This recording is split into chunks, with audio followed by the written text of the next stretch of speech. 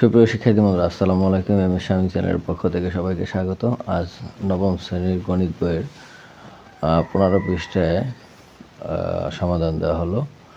আগের পৃষ্ঠাগুলোতে যে সমাধান ছিল আসলে ওগুলো পরীক্ষায় তেমন থাকে না, যার জন্য ওগুলো অমিট করা হয়েছে।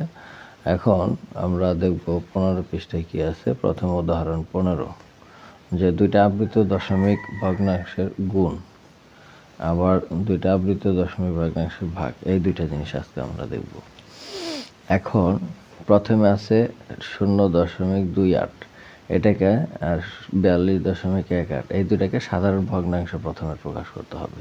এই যে দুইটা সাধারণ ভগ্নাংশ প্রকাশ করা হয়েছে এবং পরে এই দুইটা কী করা হয়েছে, গুণ করা হয়েছে। যে এই দুইটা সংখ্যা গুণ আকারে লিখছি, লেখার পর এই সংখ্যা থেকে যেহেতু এটা পাইছি তাহলে এখানে এটা লেখা হয়েছে, আবার এই সংখ্যা থেকে যেহেতু এটা পাইছি তাহলে এখানে লেখা হয়েছে। এখন এই দুইটা সংখ্যা, এই দুইটা যদি কাটাকাটি যায় কাটাকাটি করব, আর যদি কাটাকাটি না যায় তাহলে উপরেরটার সাথে গুণ, নিচেরটার সাথে গুণ করে আমাদের এই সংখ্যাটা পাই। এবং এই সংখ্যা পরে ওই আগের নিয়মে ভাগ করে দিলে আমরা পাবো এই সংখ্যাটা। এবং এই সংখ্যাটা ভাগ করার পর দেখব যে একটা সংখ্যা বারবার আসছে, দুইটা সংখ্যা যেমন 85 এই সংখ্যাগুলো যেহেতু বারবার আসতেছে, সো আমরা এটার উপরে পটপটি বসাই দিছি। এটা হচ্ছে গুণ করার নিয়ম।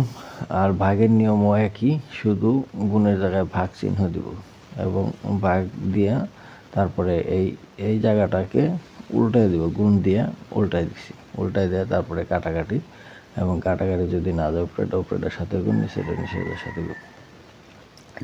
যেহেতু এখানে 5 আছে, এখানে 725 কাটাকাটি আছে, তারপরে গুণ করে আমরা 290 উপরে, নিচে 11। এখন 11 দিয়া 290 ভাগ করলে, 11 দিয়া 290 যদি আমরা ভাগ করি তাহলে কত পাবো?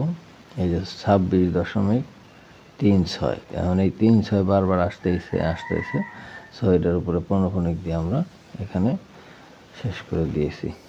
এটাই হচ্ছে আবৃত দশমিক ভগ্নাংশের গুণ। এবার আমরা এই অংশটা আসলে দেখব একটু, যে 0.28, এখানে 8-এর উপরে পৌনঃপুনিক। তো এটা আমরা করব কীভাবে?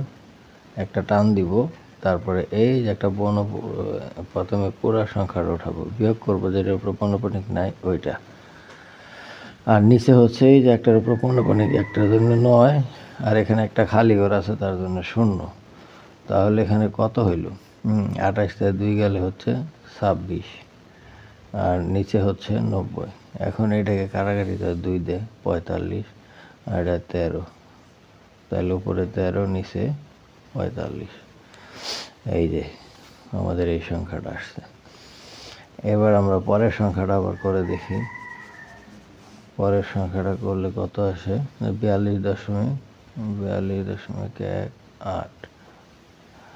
তাহলে 42.18 বিয়োগ হচ্ছে এই যে 42, আর নিচে হচ্ছে এই দুইটার উপরে যেহেতু পৌনঃপুনিক আছে তাহলে 2টা 9।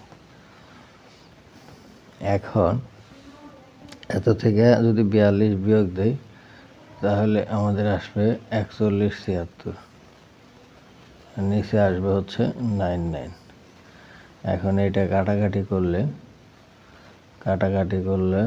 9 দিয়ে এটার কাটাকাটি করলে 11, আর এটা হবে 464।